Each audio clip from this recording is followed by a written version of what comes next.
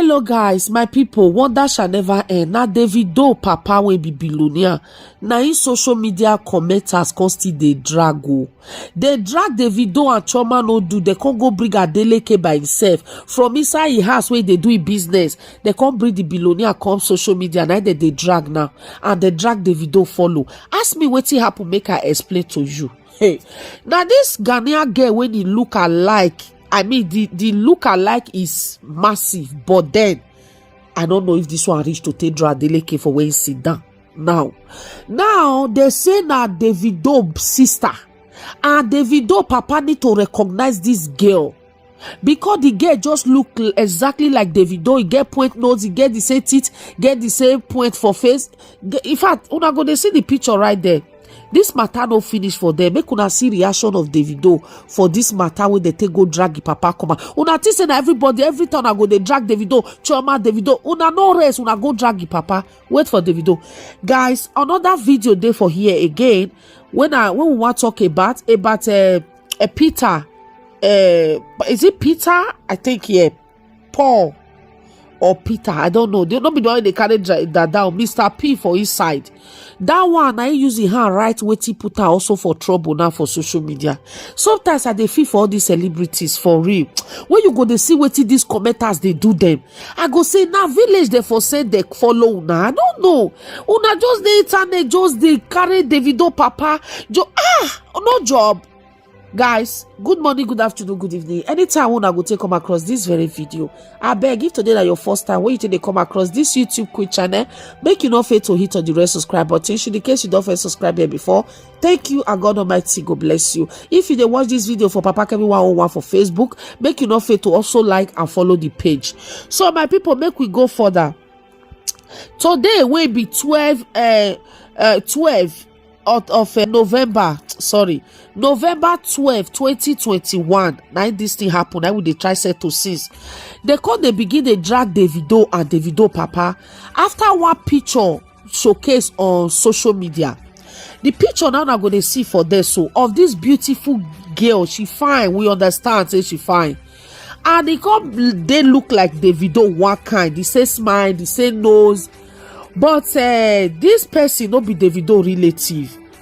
Okay. But na Ghanaian person, Ghanaian girl, and she dey live for Ghana. Now, social media just pick up this thing now. It don't reach go now, it don't reach everywhere. Say Davido papa na he born this girl, he abandon this girl, he no recognize this girl. Now he make no be say na the girl cry come out to my people. Make una listen yo. No be the girl just post picture and bloggers call pick am, call put and say this one look like Davido. Na there wahala for start. They call the drag papa Davido right now say now you born this girl, recognize your pikin.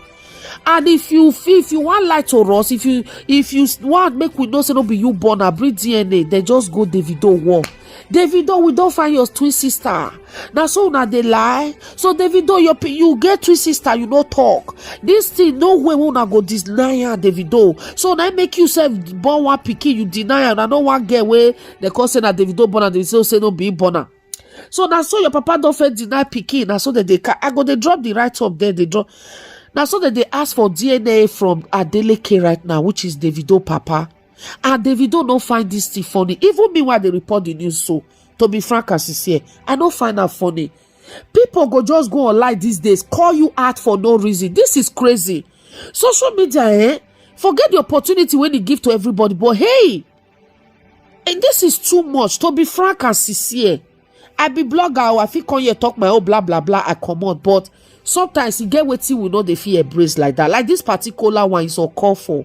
This girl, if to say that she come outside, they cry and I say, Davido, now your papa born me, he throw away me, blah blah blah. All of us go, now trust me now. I go they do part 1, do part 2 and 3.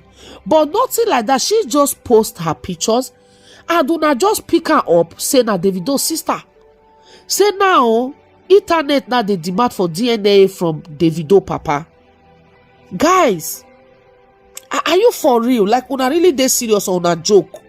So my people, una see the picture right there. They really resemble. I don't know how you fit to see. I'm looking where they resemble. That I also understand. I know, but no, not forget say they see person where they resemble person for this life. It dey.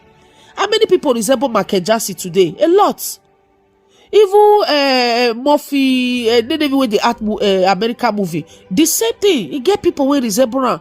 No be Kevin when they act joke for America. No be the CPS wey resemble am for Zimbabwe that day. That one missing that the guy born the pikin. Af Nigeria people, we don't reach like this.